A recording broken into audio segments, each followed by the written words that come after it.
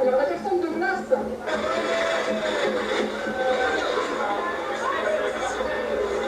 Est-ce que tout le monde peut essayer de s'agglutiner par ici? Voilà, les journalistes qui sont en train de faire du tout. Dans le téléphone que j'obtiens. Voilà.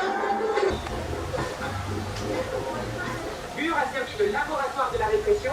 Il y a eu une immense victoire qui est aussi un désaveu de ce que fait Emmanuel Macron depuis 8 ans en juin dernier, où l'association de malfaiteurs, une procédure qui a duré 8 ans, qui a coûté 1 million d'euros aux contribuables, qui a utilisé des moyens antiterroristes, des balises sous les véhicules, qui a intercepté 75 000 conversations, c'est-à-dire l'équivalent de 16 années cumulées d'écoute, et qui a mené à une association de malfaiteurs et des interdictions de territoire, est tombée totalement avec une relaxe et un non-lieu qui ont été prononcés.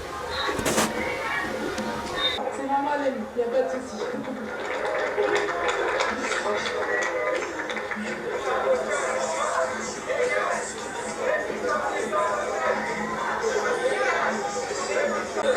T'as vraiment eu besoin de faire la tête pour faire la tout.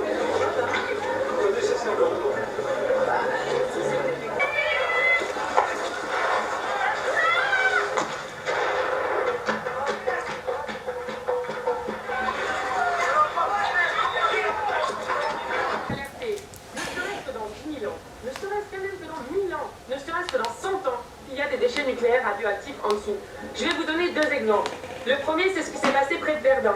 Près de Verdun, on a retrouvé une usine de destruction d'obus qui a été fermée en 1918. On l'a retrouvée en 2018.